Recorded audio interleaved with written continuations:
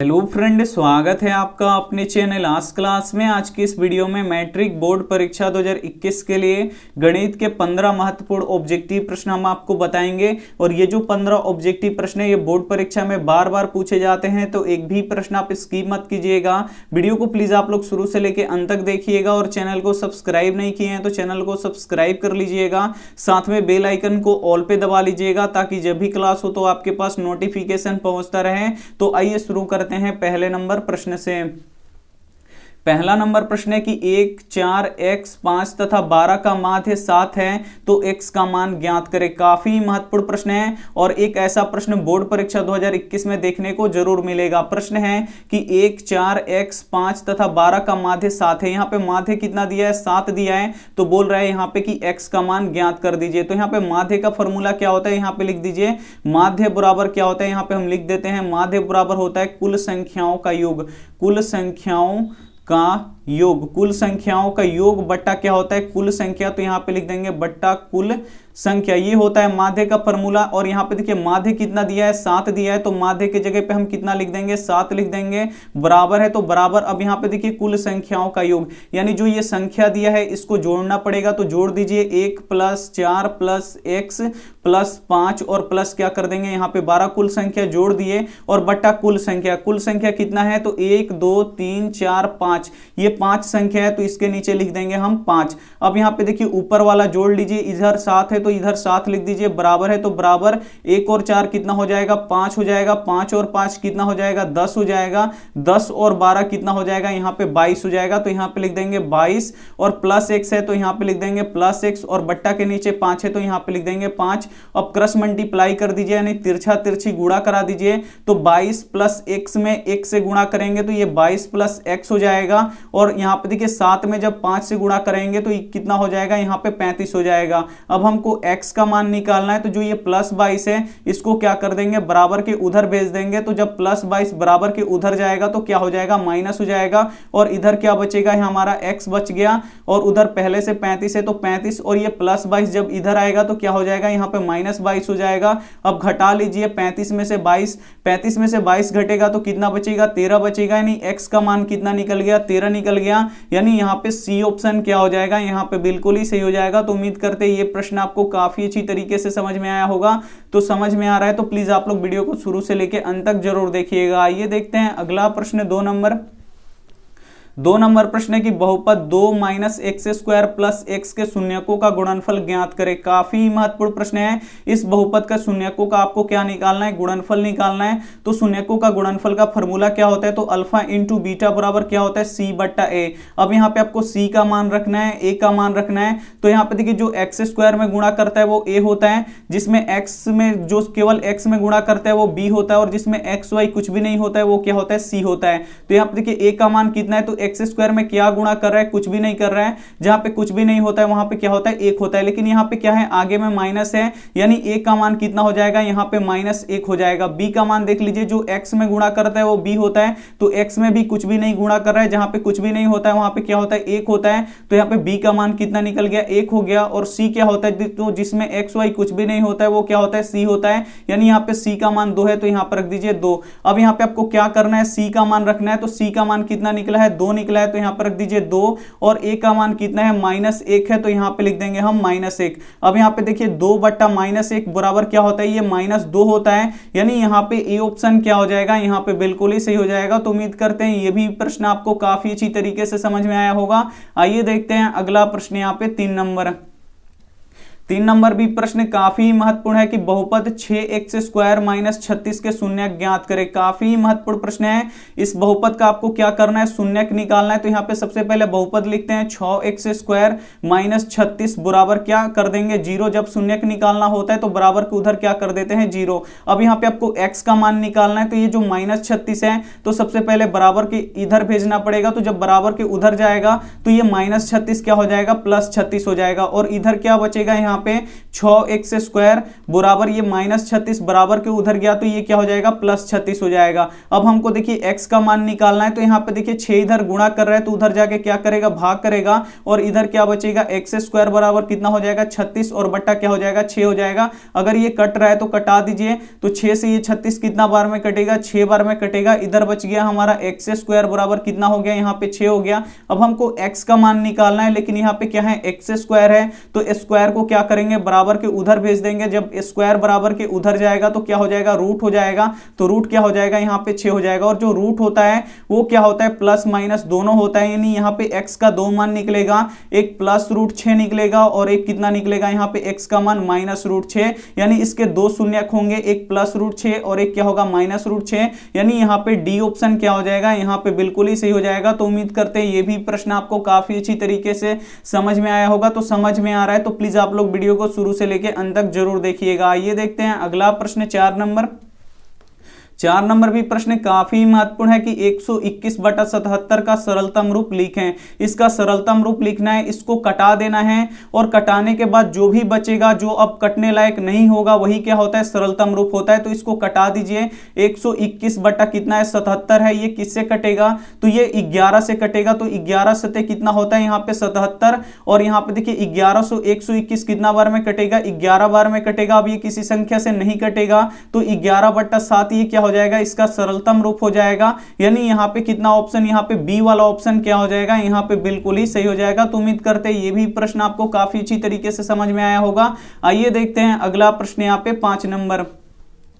5 number भी प्रश्न काफी महत्वपूर्ण है कि यदि 2x + 3y = 12 और 3x - 2y = 5 हो तो x y का मान ज्ञात करें। यहाँ पे देखिए दो समीकरण दिया है और बोल रहे हैं यहाँ पे कि x y का मान ज्ञात करें। अगर आप विलोपन प्रतिस्थापन विधि से सॉल्व कीजिएगा तो काफी ज्यादा समय लगेगा। तो आपको क्या करना है ऑप्शन से बनाना है। यहाँ पे देखिए x है तो x का मान यहाँ पे 3 दिया है तो यहाँ पे रख देंगे 3 और y क्या है यहाँ पे y का मान यहाँ पे y का मान 2 है तो यहाँ पे y का मान यहाँ पे 2 रख देंगे और बराबर इधर क्या है 12। अगर x y का मान रखने के पर यहाँ इधर भी 12 आ जाता है और इधर भी 12 आ जाता है तो समझिए वो ऑप्शन क्या है सही है। तो पहला ऑप्शन यहाँ पे हम चेक कराते हैं 2x + 3y बराबर क्या है 12 है। यहाँ पे x का मान कितना दिया है 3 दिया है तो यहाँ पे रख दीजिए 2 गुणे यहाँ पे 3 प्लस है तो प्लस और यहाँ पे 3 है तो 3 और y का मान कितना रखना है यहाँ पे 2 रखना है तो यहाँ पे रख लीजिए 2 और बराबर के उधर यहाँ पे कितना है 12 है तो यहाँ पे लिख दीजिए 12। अब यहाँ पे देखिए 3 दूना कितना हो जाएगा 6 और प्लस 3 दूना कितना हो जाएगा 6 बराबर यहाँ पे 12। अब यहाँ पे देखिए 6 और 6 कितना हो जाएगा 12 बराबर 12 हो गया, यानी ये सही आ रहा है। यानी यहाँ पे ए ऑप्शन क्या हो जाएगा यहाँ पे बिल्कुल ही सही हो जाएगा। ये बी वाला भी ऑप्शन आप लोग एक बार रख के चेक करा लीजिए आ रहा है या नहीं। हम एक बार ऐसे ही बता देते हैं। यहाँ पे देखिए 2x + यहाँ पे 3y = 12। अब यहाँ पे देखिए x का मान कितना है 2 है तो यहाँ पर रख दीजिए 2 गुणे 2 प्लस है तो प्लस 3 है तो 3 और y का मान कितना है यहाँ पे आप लोग देख सकते हैं -3 है तो -3 बराबर के उधर 12 है तो 12। अब यहाँ पे देखिए 2 दूना कितना हो जाएगा 4 और प्लस माइनस कितना हो जाएगा -3 तरीका कितना हो जाएगा 9 बराबर के उधर 12 है तो 12। अब यहाँ पे देखिए 4 में से 9 घटेगा तो कितना बचेगा -5 बराबर के उधर क्या है 12। तो यहाँ पे देख सकते हैं बराबर आ रहा है नहीं आ रहा है तो ये इसका मान नहीं होगा, ये भी इसका मान नहीं होगा, ये भी इसका मान नहीं होगा। इसमें x y का मान क्या होगा x बराबर 3 होगा और y बराबर क्या होगा 2 होगा, क्योंकि जब हम मान रखे हैं तो यहाँ पे क्या आ गया है बराबर आ गया है। यानी यहाँ पे ए ऑप्शन क्या हो जाएगा बिल्कुल ही सही हो जाएगा। तो उम्मीद करते हैं ये प्रश्न आपको काफी अच्छी तरीके से समझ में आया होगा। समझ में आ रहा है तो प्लीज आप लोग वीडियो को शुरू से लेके अंत तक जरूर देखिएगा। आइए देखते हैं अगला प्रश्न 6 नंबर प्रश्न है कि निम्नलिखित में से कौन परिमेय संख्या है। इसमें से आपको बताना है कि कौन परिमेय संख्या है। तो जिस भी संख्या में रूट और पाई रह जाता है वो क्या हो जाता है अपरिमेय हो जाता है। तो यहाँ पे देखिए √3 है, √3 का वर्गमूल नहीं निकलेगा। जब नहीं निकलेगा तो इसमें रूट रह जाएगा और जब रूट रह जाएगा तो ये कौन सी संख्या हो जाएगी ये अपरिमेय संख्या हो जाएगी। और यहाँ पे देखिए क्या है √7 है, √7 का भी वर्गमूल नहीं निकल पाएगा और जब नहीं निकल पाएगा तो यहाँ पे देखिए √7 क्या हो जाएगा यहाँ पे अपरिमेय हो जाएगा। और यहाँ पे देखिए √8 √8 का भी वर्गमूल नहीं निकल पाएगा। जब नहीं निकलेगा तो इसमें रूट रह जाएगा, और जब रूट रह जाता है किसी संख्या में तो वो क्या हो जाता है, अपरिमेय हो जाता है। लेकिन यहाँ पे देखिएगा तो √5 से √5 क्या हो जाएगा, कट जाएगा, सिर्फ यहाँ पे 5 बचेगा, और 5 कैसी संख्या है, तो परिमेय संख्या है, इसीलिए यहाँ पे डी वाला ऑप्शन बिल्कुल ही सही हो जाएगा। यहाँ पे प्रश्न था कि निम्नलिखित में से कौन परिमेय संख्या है, तो ये डी वाला ऑप्शन क्या हो जाएगा, यहाँ पे बिल्कुल ही सही हो जाएगा। तो उम्मीद करते हैं ये भी प्रश्न आपको काफी अच्छी तरीके से समझ में आया होगा। आइए देखते हैं अगला प्रश्न 7 नंबर। 7 नंबर भी प्रश्न काफी महत्वपूर्ण है। यदि थीटा बटा 5 बराबर 12 डिग्री हो तो cos थीटा का मान ज्ञात करें। ये भी काफी महत्वपूर्ण प्रश्न है। यहाँ पे आपको cos थीटा का मान निकालना है, तो सबसे पहले यहाँ पे थीटा का मान पता होना चाहिए कि कितने डिग्री का मान निकालना है। इसके लिए यहाँ पे दिया है, क्या दिया है, तो थीटा बटा 5 बराबर यहाँ पे 12 डिग्री दिया है। तो सबसे पहले यहाँ पे थीटा का मान निकालेंगे, और थीटा का जो भी मान निकलेगा यहाँ पे रख देंगे, और cos उतने डिग्री का हम क्या करेंगे, मान निकाल लेंगे। तो सबसे पहले यहाँ पे क्रॉस मल्टीप्लाई करते हैं, तो यहाँ पे देखिए थीटा में 1 से गुणा होगा तो थीटा, और 12 पचे कितना हो जाएगा, यहाँ पे 60 डिग्री, यानी थीटा का मान कितना निकल गया, यहाँ पे 60 डिग्री। तो यहाँ पे जो थीटा है, यहाँ पे थीटा का मान रख दीजिए, तो यहाँ पे हो जाएगा cos, और थीटा का मान कितना निकला है, 60 डिग्री, तो यहाँ पे लिख देंगे हम 60 डिग्री। अब आपको पता होना चाहिए कि cos 60 डिग्री का मान कितना होता है, तो cos 60 डिग्री का मान कितना होता है, 1/2 होता है, यानी यहाँ पे ए ऑप्शन क्या हो जाएगा, यहाँ पे बिल्कुल ही सही हो जाएगा। तो उम्मीद करते हैं ये भी प्रश्न आपको काफी अच्छी तरीके से समझ में आया होगा। समझ में आ रहा है तो प्लीज आप लोग वीडियो को शुरू से लेकर अंत तक जरूर देखिएगा। ये देखते हैं अगला प्रश्न 8 नंबर।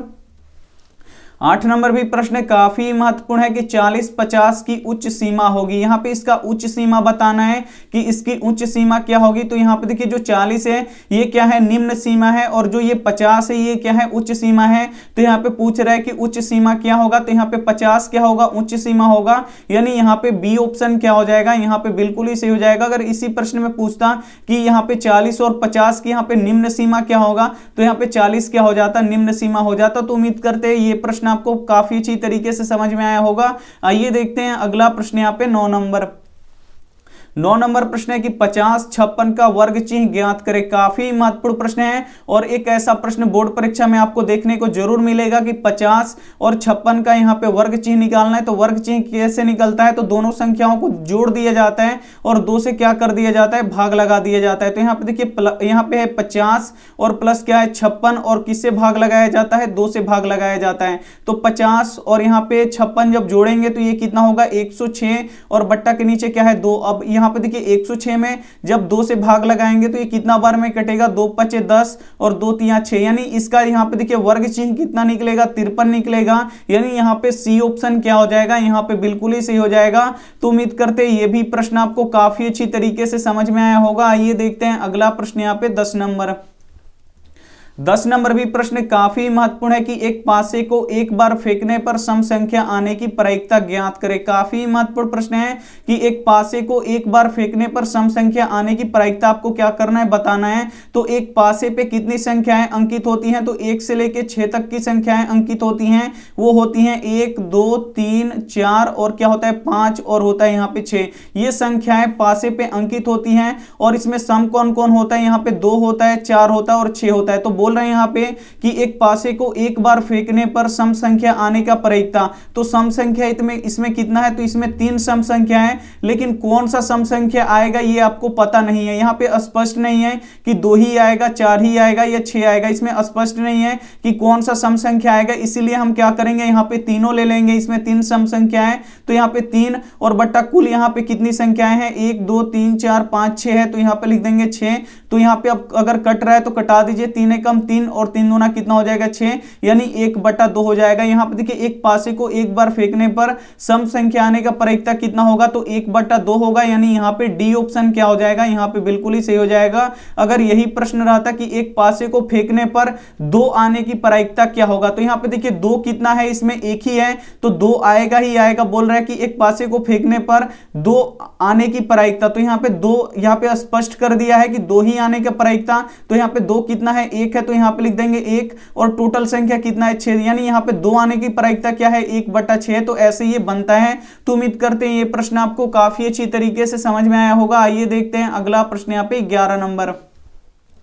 11 नंबर प्रश्न है कि 6, 4, 9, 3, 5, 8 की माध्यिका ज्ञात करें। यहाँ पे आपको माध्यिका निकालना है, तो माध्यिका कैसे निकलेगा, तो सबसे पहले यहाँ पे देखिए इसको बढ़ते हुए क्रम में सबसे पहले लिखेंगे और जो बीच में संख्या आता है वही उसका क्या होता है, माध्यिका होता है। तो सबसे पहले लिखिए सबसे छोटी संख्या कौन है, 3 है, तो 3, और यहाँ पे 3 के बाद बड़ा कौन है, तो यहाँ पे 4 है, तो यहाँ पे लिखेंगे 4, और 4 से बड़ा कौन है, 5 है, तो यहाँ पे लिखेंगे 5, 5 से बड़ा क्या है, 6 है, तो यहाँ पे लिखेंगे 6, और 6 से बड़ा क्या है इसमें 8 है, तो यहाँ पे लिखेंगे 8, और 8 से बड़ा क्या है 9 है, तो यहाँ पे लिखेंगे 9, और बीच वाली संख्या यहाँ पे ढूंढेंगे। तो इधर से 3 छोड़ते हैं, इधर से 3 छोड़ते हैं, तो यहाँ पे बीच वाली कोई भी संख्या नहीं बच रही है, तो यहाँ पे क्या करना पड़ेगा, इधर से 2 छोड़ना पड़ेगा, इधर से 2 छोड़ना पड़ेगा। बीच में कौन कौन सी संख्याएं आएगी, यहाँ पे 5 और 6 आएगी। तो यहाँ पे देखिए बीच में इसमें कोई भी संख्या नहीं आ रहा है। अगर यहाँ पे 3 ले रहे हैं, इधर से भी 3 ले रहे हैं, तो यहाँ पे कोई भी संख्या नहीं आ रहा है। तो इस कंडीशन में क्या किया जाता है, यहाँ पे देखिए 3 और यहाँ पे 4 है, तो 4, 5, उसके बाद 6, फिर 8, फिर 9। अगर बीच में संख्या ना आए तो इधर से 2 छोड़ दीजिए, इधर से 2 छोड़ दीजिए, और जो बीच में 2 संख्या बच रहा है इसको क्या कर लीजिए, जोड़ लीजिए, और 2 से क्या कर दीजिए, भाग लगा दीजिए। यहाँ पे देखिए 5 और 6 कितना होगा, यहाँ पे 11, और बट्टा यहाँ पे 2 हो जाएगा, कटा लीजिए। 2 से 11 कितना बार में कटेगा, 5.5 बार में कटेगा। इसका माध्यिका कितना निकलेगा, 5.5 निकलेगा। यानी यहाँ पे बी ऑप्शन क्या हो जाएगा, यहाँ पे बिल्कुल ही सही हो जाएगा। तो उम्मीद करते हैं ये भी प्रश्न आपको काफी अच्छी तरीके से समझ में आया होगा। आइए देखते हैं अगला प्रश्न यहाँ पे 12 नंबर। 12 नंबर भी प्रश्न काफी महत्वपूर्ण है कि यदि किसी बेलन की त्रिज्या 3.5 मीटर है तथा ऊंचाई 10 मीटर हो तो बेलन का आयतन ज्ञात करें। यहाँ पे आपको क्या निकालना है, बेलन का आयतन निकालना है। और यहाँ पे देखिए बेलन का क्या क्या दिया है, यहाँ पे देख लीजिए, यहाँ पे बेलन का यहाँ पे त्रिज्या दिया है। तो यहाँ पे देखिए बेलन का त्रिज्या कितना है, तो त्रिज्या यहाँ पे लिख देते हैं। बेलन की त्रिज्या यहाँ पे 3.5 मीटर है, और इसका ऊंचाई कितना है, तो ऊंचाई यहाँ पे 10 मीटर है। यानी h का मान कितना है, यहाँ पे 10 मीटर है। तो बोल रहा है इस बेलन का आयतन निकाल लीजिए। तो यहाँ पे देखिए बेलन का आयतन का फॉर्मूला क्या होता है, तो ये होता है पाई आर स्क्वायर एच होता है। पाई का मान कितना होता है, 22/7, तो यहाँ पे लिख दीजिए 22/7, और त्रिज्या कितना है, 3.5 मीटर है, लेकिन यहाँ पे त्रिज्या का स्क्वायर है, यानी ये 2 बार है, तो यहाँ पे हम लिख देंगे 3.5 मीटर गुणे 3 यहाँ पे 5 मीटर। 2 बार लिखेंगे क्योंकि ये स्क्वायर है, तो और गुणा h का मान कितना है, यानी ऊंचाई कितना है, तो यहाँ पे आप लोग देख सकते हैं 10 मीटर है, तो यहाँ पे लिख देंगे 10 मीटर। अब यहाँ पे आप लोग देख सकते हैं 3.5 से ये 7 कितना बार में कट जाएगा, 2 बार में कट जाएगा, और 2 से ये 22 कितना बार में कटेगा, 11 बार में कटेगा। अब यहाँ पे देखिए क्या बचा, तो यहाँ पे 11 गुणे, यहाँ पे देखिए मीटर में मीटर से गुणा हो जाएगा। यहाँ पे देखिए मीटर में मीटर से गुणा होगा तो क्या हो जाएगा, यहाँ पे मीटर स्क्वायर हो जाएगा, और फिर यहाँ पे मीटर है तो इसमें भी गुणा होगा, तो ये क्या हो जाएगा, मीटर का क्यूब हो जाएगा। लेकिन हम इसको सबसे पहले गुणा कर लेते हैं। मीटर में मीटर से गुणा होगा तो यहाँ पे हो जाएगा हमारा 3.5 बचा, और मीटर में मीटर से गुणा होगा तो यहाँ पे हो जाएगा मीटर स्क्वायर, और गुणे यहाँ पे 10 मीटर है, तो यहाँ पे लिख देंगे 10 मीटर। अब इसको क्या करना है, 3.5 को यहाँ पे 10 से गुणा कराना है, तो करा लीजिए। 3.5 में यहाँ 10 से गुणा कराइएगा तो ये हो जाएगा 35, और मीटर में जब मीटर स्क्वायर से जब मीटर में गुणा कीजिएगा तो ये हो जाएगा मीटर क्यूब। अब आपको क्या करना है, 35 में 11 से गुणा कराना है, तो करा दीजिए। तो 1 में 5 से गुणा होगा तो 5 3, और यहाँ पे क्या बचेगा, यहाँ पे भी बचेगा 5 और 3 होगा, तो यहाँ पे हो जाएगा 5, और ये हो जाएगा 8, और ये हो जाएगा 3, यानी ये होगा 385। और यहाँ पे मीटर क्यूब है तो यहाँ पे लिख देंगे मीटर क्यूब, यानी बेलन का आयतन कितना निकल गया, 385 मीटर क्यूब। यानी यहाँ पे बी ऑप्शन क्या हो जाएगा, यहाँ पे बिल्कुल ही सही हो जाएगा। तो उम्मीद करते हैं ये भी प्रश्न आपको काफी अच्छी तरीके से समझ में आया होगा। समझ में आ रहा है तो प्लीज आप लोग वीडियो को लाइक कर दीजिएगा और शुरू से लेके अंत तक जरूर देखिएगा। आइए देखते हैं अगला प्रश्न 13 नंबर। 13 नंबर प्रश्न है कि निम्न में से कौन एक परिमेय संख्या है। इसमें से भी आपको पहचानना है कि कौन एक परिमेय संख्या है। काफी महत्वपूर्ण प्रश्न है। तो जिस भी संख्या में रूट और पाई रह जाता है वो अपरिमेय हो जाता है, ये आपको याद रखना है। बस ये एक ही ट्रिक है, अगर ये आपको याद रह गया तो आप लोग निकाल सकते हैं। तो यहाँ पे देखिए पाई कैसी संख्या है, तो ये अपरिमेय संख्या है, तो ये ऐसे ही छट गया। यहाँ पे देखिए रूट 7 का वर्गमूल नहीं निकलेगा, जब नहीं निकलेगा इसमें रूट रह जाएगा, और जिस भी संख्या में रूट रह जाता है वो क्या हो जाता है, अपरिमेय हो जाता है। यहाँ देखिए 16/25, यहाँ पे अंडर रूट 16/25 है, तो 16 का वर्गमूल कितना होता है, यहाँ पे 4 होता है, और 25 का वर्गमूल कितना होता है, यहाँ पे 5 होता है। तो जब इसका वर्गमूल निकलेगा तो रूट हट जाएगा, और रूट हटेगा तो ये संख्या क्या होगा, 4/5 हो जाएगा। और यहाँ पे देखिए 4/5 कौन सी संख्या है, तो ये परिमेय संख्या है, इसीलिए यहाँ पे सी ऑप्शन क्या हो जाएगा, यहाँ पे बिल्कुल ही सही हो जाएगा। तो उम्मीद करते हैं ये भी प्रश्न आपको काफी अच्छी तरीके से समझ में आया होगा। आइए देखते हैं अगला प्रश्न यहाँ पे 14 नंबर। 14 नंबर प्रश्न है कि cos पाई बाई 2 का मान ज्ञात करें। काफी महत्वपूर्ण प्रश्न है कि cos पाई बाई 2 का मान ज्ञात करें। तो यहाँ पे देखिए पाई बाई 2 कितने डिग्री को कहते हैं, 90 डिग्री को कहते हैं। अगर आपको नहीं पता है तो यहाँ पे सीख लीजिए। यहाँ पे क्या है पाई बाई 2, पाई का मान कितना होता है, तो पाई का मान कितना होता है 180 डिग्री, और बट्टा यहाँ पे 2 करेंगे, भाग लगाएंगे तो ये कितना बार में कटेगा, 90 बार में कट जाएगा। यानी पाई बाई 2 का यहाँ पे मान कितना होता है, 90 डिग्री होता है। तो यहाँ पे लिखेंगे cos पाई बाई 2, ये प्रश्न है, और पाई बाई 2 का यहाँ पे कितना डिग्री को कहते हैं, पाई बाई 2 को कितने डिग्री कहते हैं, ये 90 डिग्री होता है। यहाँ पे आपको अब cos 90 डिग्री का मान आपको निकालना है। तो cos 90 डिग्री का मान कितना होता है, 0 होता है। यानी यहाँ पे डी ऑप्शन क्या हो जाएगा, यहाँ पे बिल्कुल ही सही हो जाएगा। तो उम्मीद करते हैं ये भी प्रश्न आपको काफी अच्छी तरीके से समझ में आया होगा। आइए देखते हैं अगला प्रश्न, यहाँ पे 15 नंबर और अंतिम प्रश्न है। 15 नंबर प्रश्न है कि 3 प्लस √3 माइनस √3 निम्न में से कौन सी संख्या है। इसमें से ये बताना है कि ये जो संख्या है ये कौन सी संख्या है। तो यहाँ पे आप लोग देख सकते हैं प्लस √3 और माइनस √3 ये घट के क्या हो जाएगा, 0 हो जाएगा, यानी ये कट जाएगा।